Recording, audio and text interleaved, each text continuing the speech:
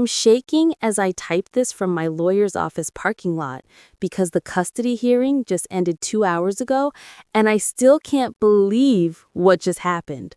Can't believe that the nightmare that started 4 months ago when my 3-year-old daughter Emma almost died while my husband was too drunk to answer his phone has finally reached some kind of conclusion.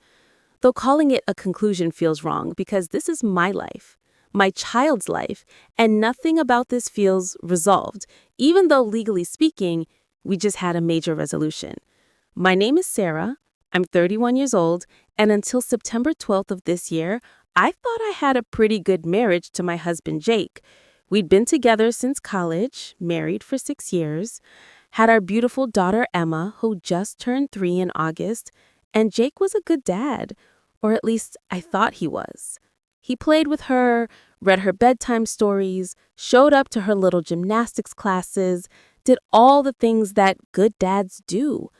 But I'm realizing now that I've been making excuses for him for years. Excuses for his drinking that had slowly escalated from casual beers with dinner to regular guys' nights that turned into him coming home at 2 a.m. stumbling drunk. Excuses for the times he'd be too hungover to help with Emma on weekend mornings. Excuses for how he'd get defensive and angry whenever I tried to talk to him about cutting back. And I told myself it was fine. It was just him blowing off steam from his stressful job in finance. It was normal for guys to go out with their buddies. I was being a nag. All the things we tell ourselves when we don't want to see what's right in front of us. September 12th was a Thursday. I remember because Emma had preschool that morning and I'd packed her favorite lunch with the little star-shaped sandwiches she loved, and I dropped her off and went to work. I'm a nurse at County General, and I was working the day shift, and Jake had the day off. He'd taken a personal day to allegedly catch up on some stuff around the house, and the plan was that he'd pick Emma up from preschool at 3 p.m., and I'd be home by 6:30. Just a normal day, nothing special, nothing that should have turned into the worst day of my entire life. I'm at work around 4:15 p.m., and everything is normal.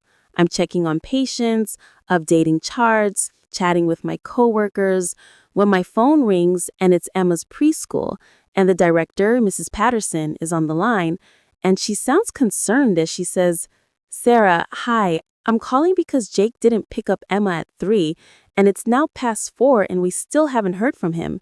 Is everything okay?" And my stomach immediately drops because Jake is never late for pickup. Never. He knows how much they charge for late fees and how stressed it makes Emma when she's the last kid waiting. And I say, "Oh my God, I'm so sorry. Let me call him right now. I'll figure out what's going on." And I hang up with Mrs. Patterson and immediately call Jake's cell. And it rings and goes to voicemail. So I call again, and again it goes to voicemail, and I'm starting to panic now because where is he? Why isn't he answering? So I text him, "Jake, where are you? You were supposed to get Emma." And I wait, staring at my phone, watching for the read receipt, and nothing. The message just sits there unread. And I call again, straight to voicemail this time, which means he either turned his phone off, or it died, or he blocked my number. And I'm freaking out now, so I call Mrs. Patterson back and tell her I'm leaving work right now to come get Emma. And I rush out of the hospital. I don't even properly sign out. I just tell my charge nurse there's a family emergency, and I run to my car. I'm driving to the preschool trying to call Jake over and over, and each time it goes straight to voicemail, and I'm running through scenarios in my head. Maybe he was in an accident, maybe something terrible happened, maybe his phone really did just die. But there's this other voice in my head, remembering that last night he'd mentioned something about his buddy Derek having people over today. Something casual, he'd said, just guys hanging out. And I'd asked if that was why he took the day off, and he'd gotten defensive and said no, he had errands to run. And now I'm wondering if he went to Derek's and lost track of time. If he's drinking in the middle of the afternoon on a Thursday when he's supposed to be taking care of our daughter. I get to the preschool and Emma is sitting in the office with Mrs. Patterson, and when she sees me, her little face just crumbles and she starts crying, saying, "Mommy, where's Daddy? He forgot me." And I scoop her up and apologize profusely to Mrs. Patterson, and she's understanding, but I can see her judgment in her eyes, can see her mentally noting this as a red flag. And I strap Emma into her car seat, and I'm driving home now, still trying to call Jake, and finally, after probably the 20th call, someone answers, but it's not Jake. It's a voice I don't recognize, male, young-sounding, clearly drunk, and he's laughing as he says, "Yo, is this Jake's wife? Jake's wife, Sarah?" And I hear party noise in the background, loud music and people shouting and laughing, and I say, "Who is this? Where is Jake? Let me talk to my husband right now." And the drunk guy laughs and yells, "Jake, your wife's on the phone. She sounds pissed." And there's some fumbling and muffled conversation, and then Jake's voice comes on, and he's clearly wasted, slurring his words as he says, "Hey, babe, what's up?"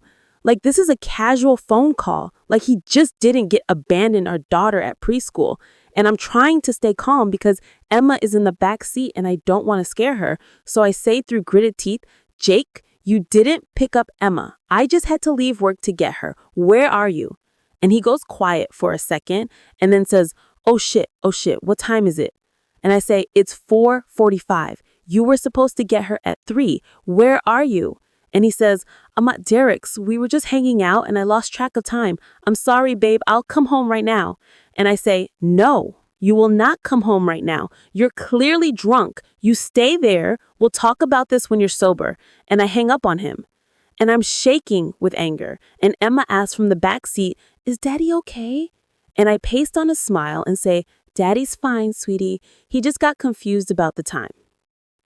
We get home and I make Emma dinner, mac and cheese with cut up hot dogs, her favorite, and I'm going through the motions, but inside I'm seething, thinking about how Jake chose drinking with his buddies over picking up our daughter, how he didn't answer my calls, how he didn't even remember he was supposed to get her. And I'm starting to think this is more than just blowing off steam. This is a problem, a real problem that I can't keep making excuses for. Emma finishes dinner and we're playing with her dolls in the living room, and I'm letting her stay up a little later than usual because honestly, I need the distraction. I need to focus on her sweet face and her imagination and not think about my drunk husband at a party on a Thursday afternoon. And it's around 7:30 p.m. when Emma says she wants a snack. And I go to the kitchen to get her some apple slices, and I'm cutting up the apple when I hear this horrible sound from the living room, this gagging, choking sound, and I drop the knife and run back, and Emma is on the floor, her face is turning red, then purple, her eyes are wide with panic, and there's a small rubber ball on the floor next to her, one of those little bouncy balls from a party favor bag, and I realize she put it in her mouth, and it's lodged in her throat. She's choking. My baby is choking and can't breathe. And I've done CPR training at the hospital, but this is my daughter, my baby, and my hands are shaking as I grab her and turn her around and start doing back blows, hitting between her shoulder blades the way I was trained, counting 1, 2, 3, 4, 5, and nothing is happening. The ball isn't coming out, and Emma's face is turning blue now, actually blue, and she's starting to go limp. And I'm screaming, doing abdominal thrusts now, the Heimlich maneuver, pulling up on her little abdomen, and still nothing. And I need help. I need someone. And I grab my phone with one hand while holding Emma, and I call 911. And the operator answers, 911, what is your emergency? And I'm sobbing, screaming into the phone. My daughter is choking. She's 3 years old. She's turning blue. I've done back blows and abdominal thrust and nothing is working. Please send help. Please. And the operator's trying to keep me calm, trying to walk me through the steps. And I do another round of back blows, harder this time, putting all my strength into it. And suddenly the ball comes flying out of Emma's mouth and she takes this huge gasping breath and starts coughing and crying. And I'm crying too, holding her. And the operator is saying, is she breathing now? Is the object out? And I manage to say, yes, it's out. She's breathing. And the operator says, ambulance is on the way. They'll be there in 3 minutes to check her out. And I just hold Emma, rocking her, feeling her breathe, feeling her little heart racing against my chest. The ambulance arrives and the paramedics check Emma out, listen to her lungs, check her vitals, and they say she seems okay, but recommend we take her to the ER just to be safe to make sure there's no damage to her throat or airway. And I agree immediately. And one of the paramedics asks, "Is there another parent or someone who can meet you at the hospital?" And I think of Jake, and I pull out my phone with shaking hands, and I try to call him, and it goes straight to voicemail. So I call Derek's number, which I have saved for emergencies, and Derek answers, and he's also clearly drunk. And I say, "Derek, I need to talk to Jake right now. It's an emergency." And Derek says, Jake's kind of busy right now. Can he call you back?" And I absolutely lose it, screaming into the phone, "My daughter just almost died choking. She stopped breathing. We're going to the hospital right now. Put my husband on the freaking phone right now." And there's some chaos on the other end, and then Jake comes on, and "Your daughter almost died and you're too drunk to come to the hospital? Get an Uber, get a ride from someone. I don't care. You need to be here." And he says, and I will never forget these words as long as I live, "Sarah, you're overreacting. You said she's breathing now, so she's fine. I'll see you when you get home." And then he hangs up. He actually hangs up on me, and I'm standing there in my driveway with paramedics loading my daughter into an ambulance, and my husband just hung up on me after telling me I'm overreacting about our child's near-death experience. I ride in the ambulance with Emma, holding her hand, and she's calmer now, asking me questions about the ambulance, interested in all the equipment because she's 3 and resilient and doesn't fully understand how close she came to dying. And we get to the ER, and they take her back immediately, and the doctors examine her thoroughly, do x-rays to make sure there's no damage, monitor her for a few hours, and finally around 11 p.m., they clear us to go home, saying she's fine, but to watch for any breathing difficulties or throat pain over the next few days. I carry Emma to the car. She's fallen asleep on my shoulder, exhausted from the trauma and the fear and the hospital visit. And I strap her into her car seat, and I just sit in the driver's seat for a minute, not starting the car, just sitting there.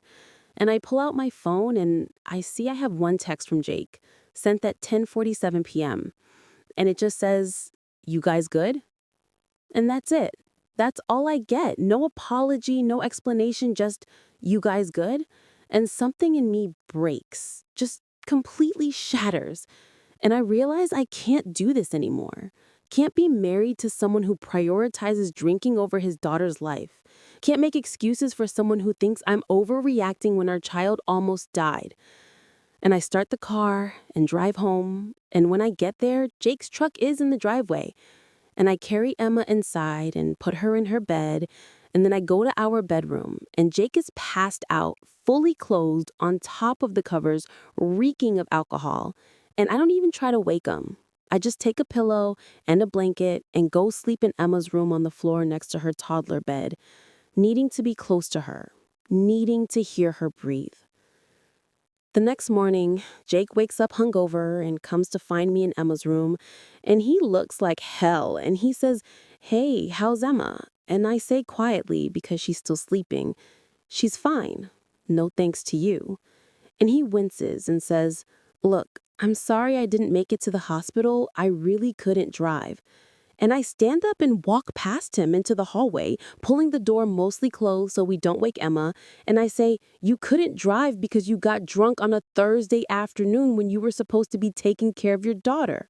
You forgot to pick her up from school. You didn't answer your phone for hours. And when I called you in the middle of a medical emergency, you told me I was overreacting and hung up on me. Do you understand how fucked up that is?" And he gets defensive immediately, saying, "I made a mistake with the pickup time. That's not a big deal. And you said Emma was fine. So I don't know why you're acting like this is some huge crisis." And I just stare at him. This man I married, this father of my child. And I say, "Jake, our daughter stopped breathing. Her face turned blue. If I hadn't been there, if I hadn't known what to do, she could have died. And you weren't there. You didn't even try to be there. And you think I'm overreacting?" And he rolls his eyes, actually rolls his eyes, and says, "Sarah, you're a nurse. You handled it. Emma's fine. I don't understand why you're trying to make me feel guilty about having one day off to relax with my friends." And that's when I know, really know, that this marriage is over. Because he genuinely doesn't see what he did wrong, genuinely thinks I'm being unreasonable. I tell Jake we need to separate, that I want him to move out, and he laughs at first, thinks I'm being dramatic. But when he realizes I'm serious, he gets angry, starts yelling about how I'm overreacting, how I'm using this one incident to blow up our whole marriage, how I've always been controlling about his drinking. And I just calmly say, "Pack a bag, go stay with Derek or your parents. We'll figure out the logistics later, but you need to leave today." And he storms around the house, throwing things into a duffel bag, and Emma wakes up from all the noise and comes out of her room asking what's happening. And Jake scoops her up and says, "Daddy has to go away for a little while, but I love you so much, princess." And she starts crying, clinging to him. And I feel terrible, but I also know this is necessary. Know that I can't let Emma grow up watching her father choose alcohol over family life. Can't let her think that's what love looks like. Jake leaves, and I spend the weekend just me and Emma. And I call my sister Kate and tell her everything, and she's horrified. So she never liked Jake's drinking, but didn't realize it had gotten this bad. And she offers to come stay with us for a few days, and I gratefully accept, because I need support, need someone who understands why I'm doing this. The next few weeks are a blur of lawyers and arguments, and Jake trying to convince me to give him another chance, promising he'll cut back on drinking, promising he'll be more responsible. But his promises ring hollow because he still doesn't actually think he did anything that wrong. He's just sorry I'm upset, not sorry for his actions. We start working out a temporary custody arrangement, and Jake wants 50-50 custody, and I absolutely refuse. Tell my lawyer there's no way I'm letting Emma be along with him after what happened, and we end up agreeing temporarily that Jake gets supervised visitation. His mom has to be present when he has Emma, and he's furious about this, says I'm being vindictive and using Emma as a weapon, but I'm just trying to keep my daughter safe. 2 months go by, and Jake seems to be doing better. His mom reports that he's been sober during all his visits with Emma. He's been attentive and engaged. And his lawyer starts pushing for unsupervised visits. And my lawyer says we might not be able to prevent it unless we have concrete evidence that he's still drinking irresponsibly. So I agree to a trial run. Jake gets Emma for a Saturday afternoon, unsupervised, just 4 hours. And I'm anxious the whole time, but it goes fine. He returned her on time, she had fun, and I start to think maybe he really is changing. Maybe the separation scared him straight. Then, the weekend before Thanksgiving, Jake has Emma for an overnight visit. His first overnight since we separated, and I'm nervous, but trying to trust the process. And Saturday morning, Jake texts me a picture of him and Emma making pancakes, and she looks happy, and I relax a little, think maybe this is gonna be okay. And then Saturday evening, around 6 p.m., I get a call from an unknown number. And when I answer, it's a woman's voice saying, "Is this Sarah Martinez?" And I say yes, and she says, "This is Officer Rebecca Chen with the police department. I'm calling about your daughter, Emma." And my heart just stops. And I say, "What happened? Is she okay?" And Officer Chen says, "Emma is fine. She's safe, but I need you to come pick her up from your husband's apartment. There's been an incident." And I'm already grabbing my keys, running to my car, and I say, "What kind of incident? What happened?" And Officer Chen says, "We responded to a noise complaint at the apartment complex. When we arrived, we found your husband, Jake, extremely intoxicated, and your daughter was in the apartment unsupervised. A neighbor had called because they heard a child crying and screaming and no adult responding." And I'm crying now, driving too fast, saying, "I'm on my way. I'm 10 minutes away. Please stay with my daughter." And Officer Chen assures me they're not leaving Emma alone. I get to Jake's apartment, and there are 2 police cars outside, and I run up the stairs, and Officer Chen is standing in the doorway holding Emma. And Emma sees me and starts crying, "Mommy, Mommy." And I take her from the officer and hold her so tight. And Officer Chen explains that Jake had apparently gone to a bar down the street, left Emma alone in the apartment, and Emma woke up from a nap and couldn't find her daddy and started crying. And a neighbor heard her and knock on the door. And when nobody answered, but they could still hear a child crying, they called the police. And the police found Emma alone, and they waited at the apartment until Jake came stumbling back from the bar about 20 minutes later, so drunk he could barely stand. Officer Chen says we're filing a report for child endangerment, and I strongly suggest you speak with your lawyer about custody arrangements. Your daughter is not safe in this man's care. And she hands me a case number and some paperwork, and Jake is sitting on the couch inside the apartment with the other officers standing over him. And I look at him, and he won't even meet my eyes. And I just leave, carrying Emma down to my car, buckling her in, and driving home while she cries in the back seat, saying, "Daddy left me alone. I was scared. I called for him and he didn't come." That night, after Emma finally falls asleep, I call my lawyer, Michelle, at her emergency number, and I tell her what happened. And she says, "This is exactly what we need for the custody hearing. I'm going to file for an emergency motion to suspend Jake's visitation rights entirely, and we're going to push for you to have full custody with Jake getting only supervised visitation or possibly no visitation at all, depending on what the judge decides." And I feel relieved and sad at the same time, because this is my daughter's father. I didn't want it to come to this, but he's proven over and over that he can't be trusted, that his drinking is more important to him than Emma's safety. The emergency motion gets filed, and we have a hearing date set for January 8th. And Jake gets served with papers saying his visitation is suspended pending the hearing.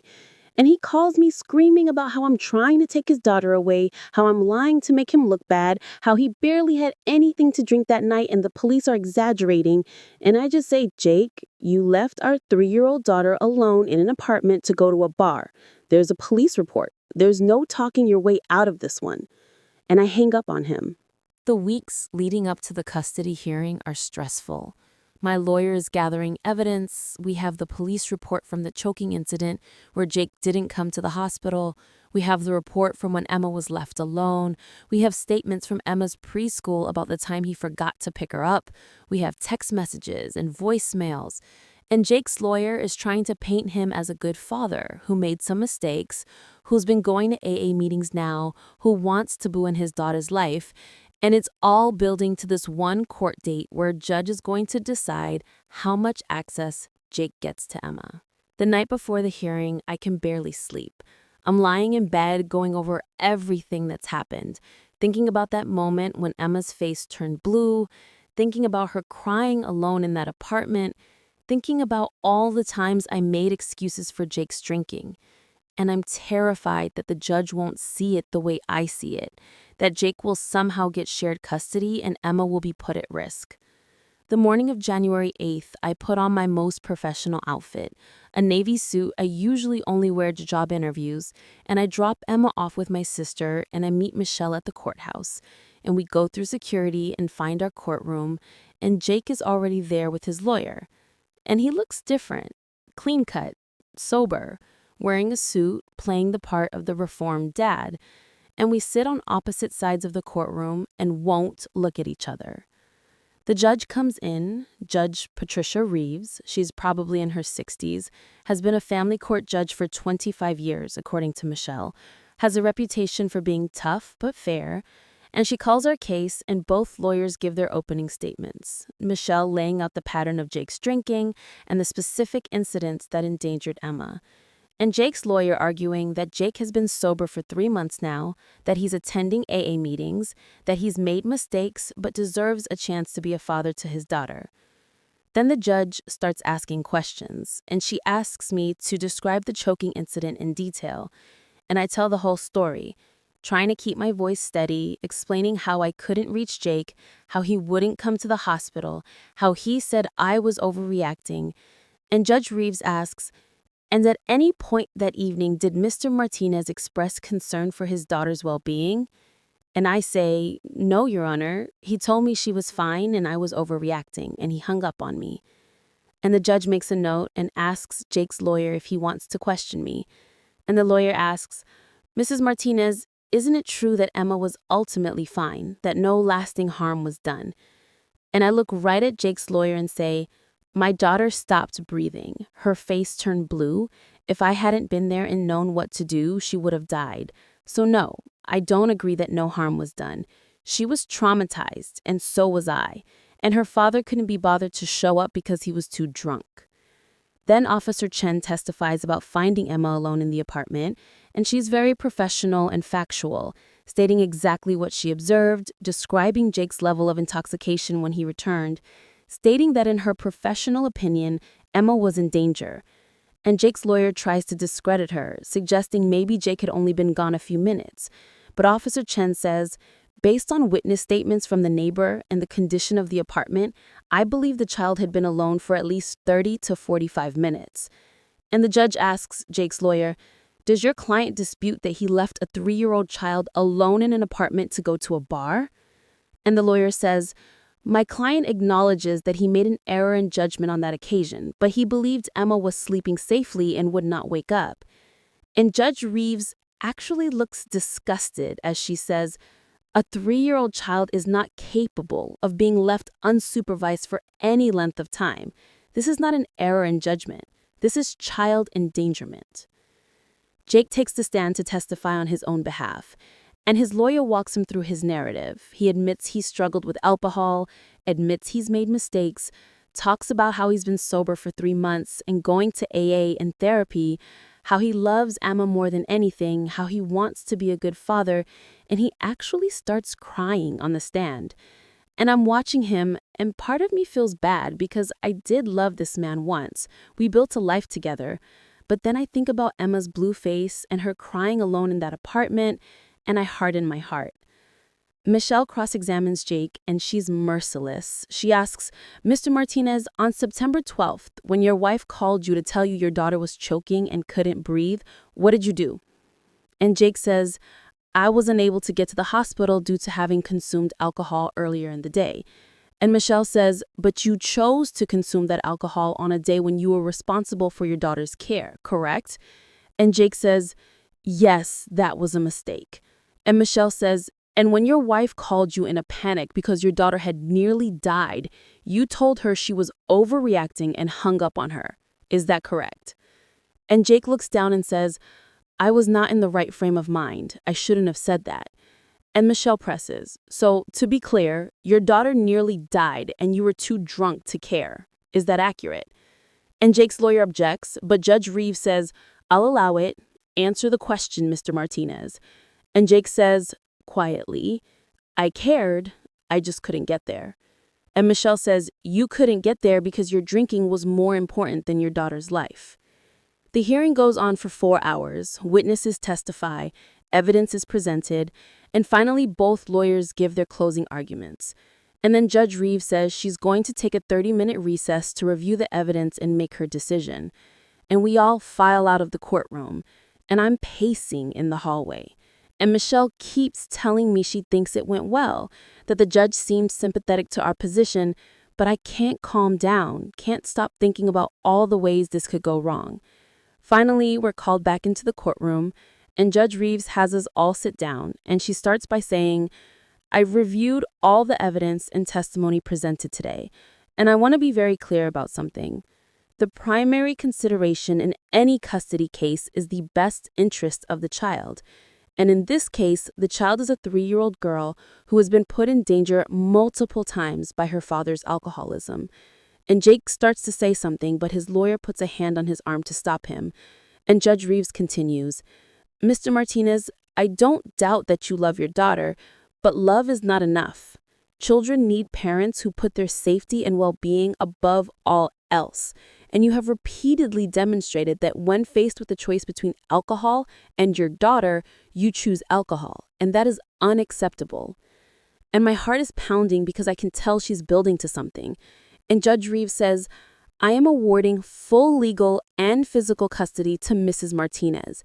Mr. Martinez will have no visitation rights for a period of 1 year, during which he must complete an inpatient alcohol treatment program, attend AA meetings regularly, maintain verifiable sobriety, and complete a parenting class. After 1 year, he may petition the court for supervised visitation, and only after demonstrating sustained sobriety and completion of all requirements will I consider allowing unsupervised visitation. And Jake stands up and says, "Your Honor, please, she's my daughter. You can't take her away from me." And Judge Reeves says, "I'm not taking her away from you, Mr. Martinez. Your alcoholism is taking her away from you. You are the one who endangered her repeatedly. You are the one who chose drinking over parenting. And until you address your addiction in a serious and sustained way, you're not fit to have custody or visitation with this child. And if you violate this order by attempting to see Emma without permission, you will face criminal charges. Do you understand?" And Jake just nods, defeated, and sits back down. The hearing ends, and Michelle and I walk out of the courtroom, and I feel this overwhelming mix of relief and sadness. Relief that Emma's safe, that a judge validated my concerns and took them seriously, but sadness that it came to this, that Jake's alcoholism destroyed our family. And Michelle says, "Sarah, you did the right thing. You protected your daughter. That took courage." And I thank her, and we shake hands, and I walk to my car. And I sit in the parking lot for a few minutes just breathing, processing everything that just happened. Then I drive to my sister's house to pick up Emma, and when I walk in, Emma runs to me yelling, "Mommy!" And I pick her up and spin her around, and Kate asks, "How did it go?" And I say, "We won. Full custody. No visitation for Jake for at least a year." And Kate hugs me while I'm still holding Emma, and she says, "I'm so proud of you." And Emma asks, "Where's Daddy?" And I say, "Daddy is working on getting better, and when he's better, maybe you'll see him again. But right now, it's just you and me, baby girl."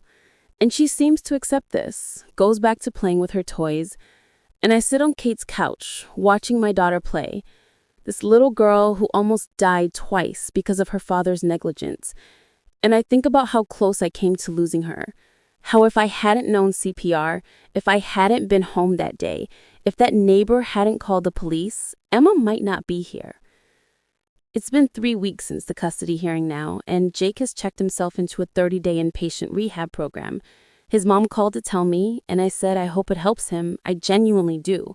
Because even though I'll never trust him with Emma again unless he proves himself over years, not months, I don't want him to destroy his life completely.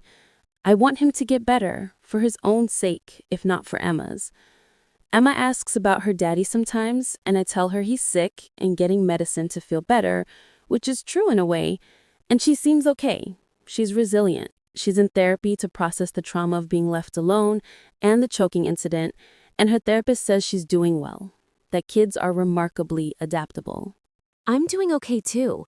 Better than I thought I would be. I'm not crying every day anymore. I'm sleeping better. I feel like I can breathe again. And I think I spent so many years walking on eggshells around Jake's drinking, making excuses, managing his moods, that now that I don't have to do that anymore, there's this lightness I'd forgotten was possible.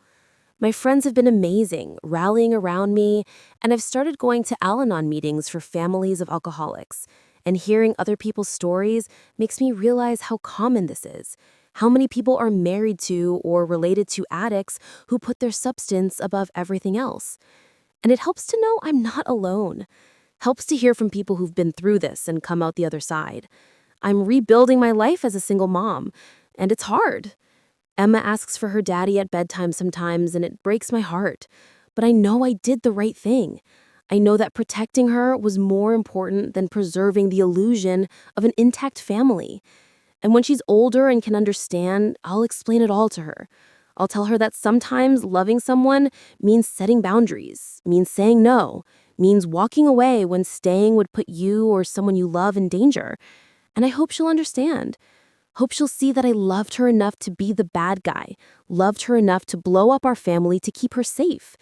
And that's what real love looks like, not grand gestures or pretty words, but showing up, being present, choosing your child over everything else every single time.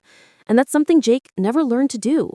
But it's something I'll spend the rest of my life teaching Emma by example, showing her what it means to be reliable, to be present, to be someone people can count on when everything is falling apart. And maybe that's the silver lining in all of this. Maybe Emma will grow up understanding what real love and real commitment look like because she saw her mother fight for her, protect her, choose her every single day, no matter what it cost. And that's worth more than any intact family built on lies and excuses and near-death experiences that get dismissed as overreactions. Worth more than a father who says he loves you, but can't put down a drink to save your life. And I'm finally free of all of it.